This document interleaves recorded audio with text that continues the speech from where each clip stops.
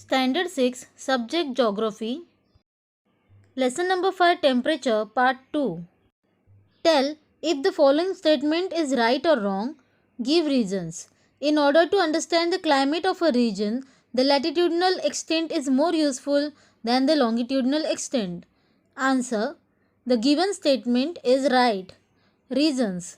Temperature does not change as per longitudes.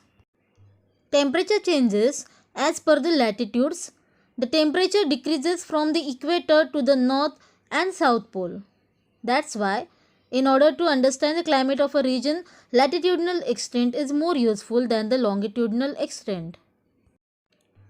You must have realized that the land cools down earlier than the water. The water kept outside in the sun is still a little warm. Due to this difference in the heating and cooling of the land and water, the air over the land gets heated faster and also becomes cooler rapidly. The air over the water gets heated slowly and also loses the heat in a slower manner. In the coastal areas, as compared to the continental areas, the temperature of the air is lower during the day but warmer at night.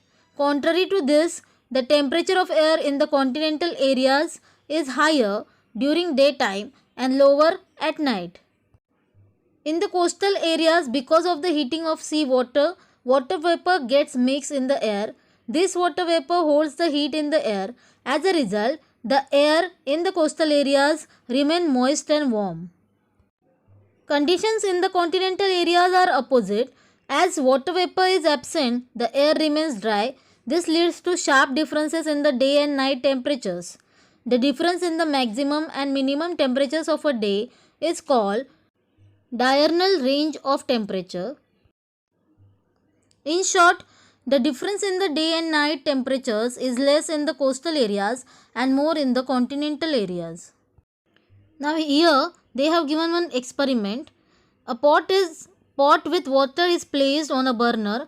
Drop 4 or 5 small plastic buttons in it and observe their movement in the water. Explanation.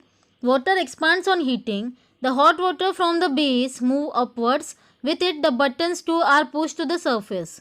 The relatively cooler water in the upper portion move downward, taking the buttons with it. This happens repeatedly. In other words, on heating, an upward current sets in the water. In nature, the conditions are slightly different. Due to temperature differences, both upward and horizontal currents develop in the ocean. Now, effect of greenhouse gases.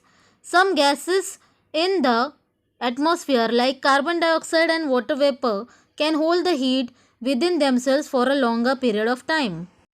Due to these gases, the temperature of air in the atmosphere increases. The increasing proportion of these gases in the atmosphere leads to climate change. Climate scientists believe that it is in the reason for the increasing temperature of the earth. This change in climate is global. This is called global rise in temperature. The gases due to which the temperature increases are called greenhouse gases. Considering the temperatures of various places on the earth, maps of global distribution are prepared. Figure 5.7 is drawn with the help of isotherms. Isotherms are lines that connect places with the same temperature after avoiding the effect of height. These lines generally appear parallel to the latitudes on the world map. Now, thermometer. Different types of thermometers are used for measuring the temperature of the air. Mercury or alcohol is used in the thermometers. The freezing point of mercury is minus 39 degrees Celsius, whereas that of alcohol is minus 130 degrees Celsius. These materials are highly sensitive to temperature variations. Therefore, variations in temperatures from minus 30 degrees Celsius to plus 55 degrees Celsius can easily be observed with the help of these materials. The units of measuring temperature are degrees Celsius or degrees Fahrenheit. As shown in the figure, these are expressed as degrees Celsius or degrees Fahrenheit, F.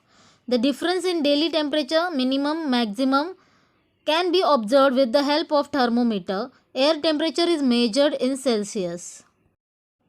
Thank you.